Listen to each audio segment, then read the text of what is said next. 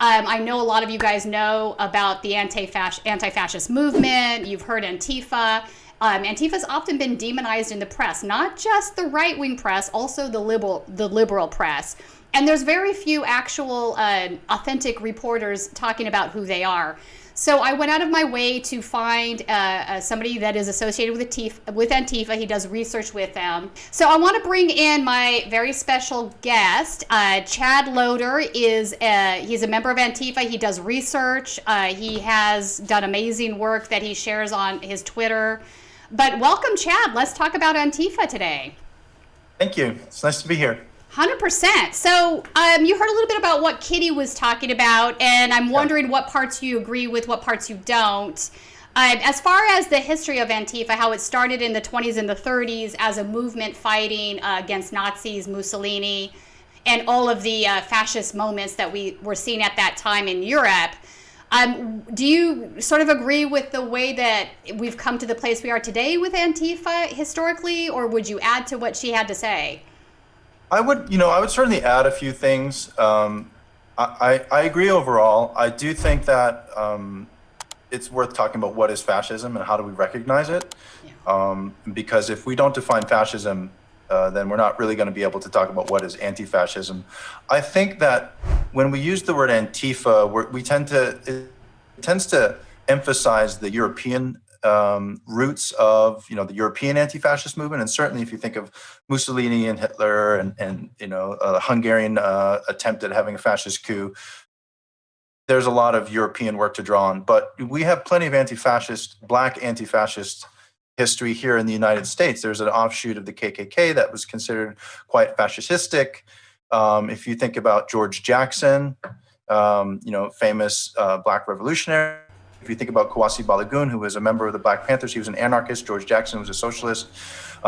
These are black American anti-fascists, right, who fought against the KKK and who fought against the military-industrial complex and fascism and the Vietnam War and all of these other things that were elements of fascism and still are today in that sort of white nationalistic, particularly American brand of it. So I think that it's useful to talk about Antifa, but I think that we tend to erase a lot of the work of the Black American anti-fascists, who really ought to be considered some of the original anti-fascists. And sometimes I think that their work is more relevant today to what we face in the United States because here we're fighting a specific American nationalistic brand of fascism.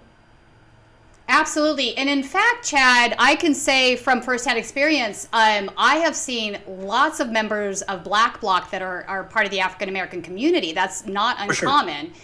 And here in Los Angeles at the protests, there's definitely a large group that identifies as both members of BLM and Antifa. They see these things as being sort of combined in solidarity when fighting the police and the police brutality that we see. Would you agree with that?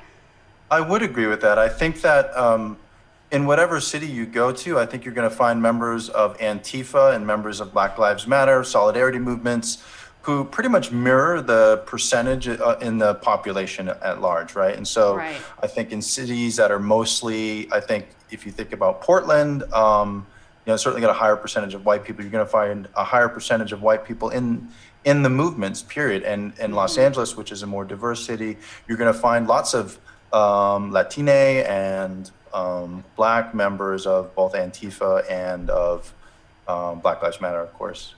Right. So having said that, sometimes there's a picture that is painted that Antifa is mainly white leftists, and I don't think that's even remotely true from what I've seen. Who benefits from Antifa being painted that way? I think it's a way to, well, first of all, I should say that there can be a tension between anti-fascist tactics and Antifa and Black Bloc tactics and other movements. And we should talk about that and we shouldn't gloss over that. Okay. So for example, you can have people who dress up in black and use what's called Black Bloc. So Black Bloc is a tactic that basically everyone dresses identically, all wears the same color. It allows people to protest. It allows people to punch Nazis without fear of, having Nazis show up at their home or having cops show up at their home. and which are often the same group. It's often the same group, right? If you see the top, if you look at who stormed the Capitol, the top three jobs of the people who are so far been arrested for storming the Capitol: number one, independent business owner; number two, real estate broker; number three, cop, right? And so there's a lot of overlap between white nationalists and the police. And so Black Bloc is a tactic that really kind of got its start in Europe, in Greece specifically, and maybe in parts of Germany and France, where people just all dress identically. And it's also, I think it really is designed to intimidate a little bit too, to show that solidarity. But mostly it's designed to honestly keep people from experiencing, backlash and repression from the state and their Nazi friends. Right, 100%. So let's talk a little bit about your personal experience or personal motivation. When you originally decided to become part of this movement, what were your reasons?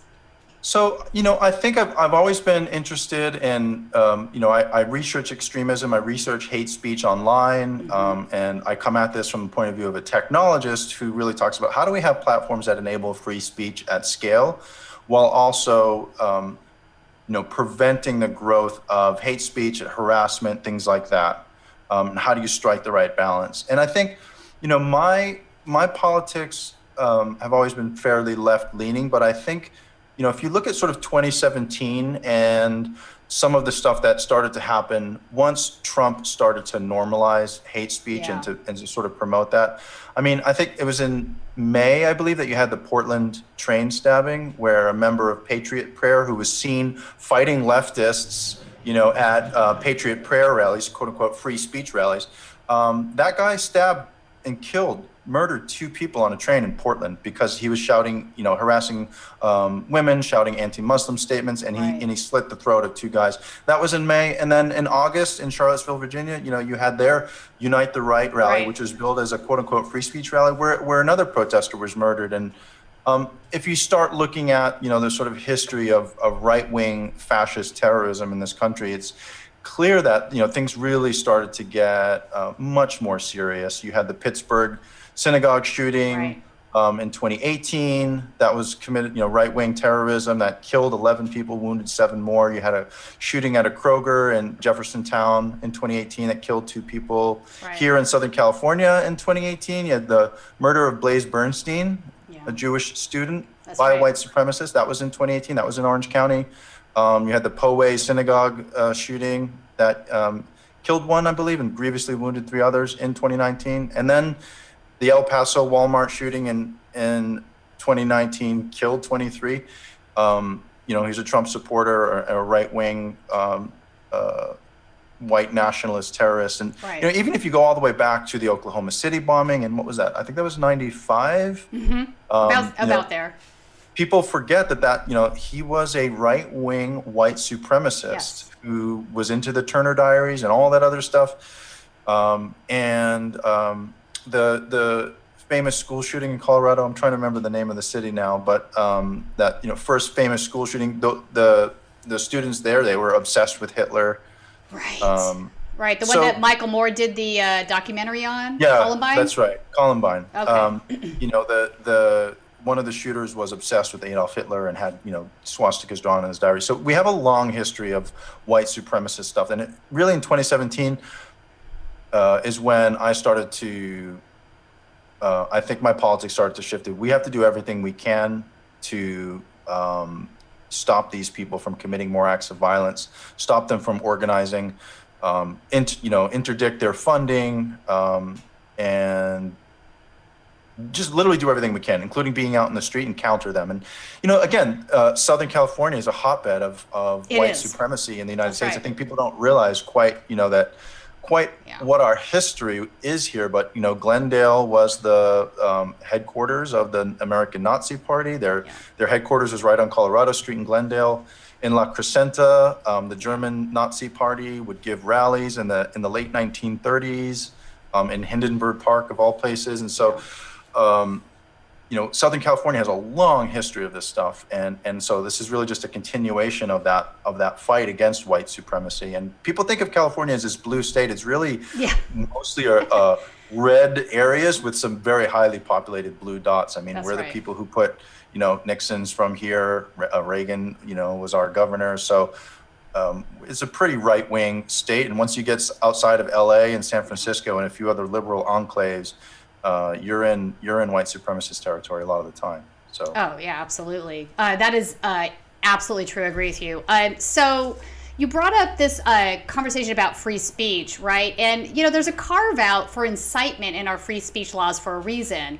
And I think a perfect example of this is what happened in Charlottesville the night before the big rally where somebody was hit by the car, where the Bernie Sanders activist was hit by the car and killed.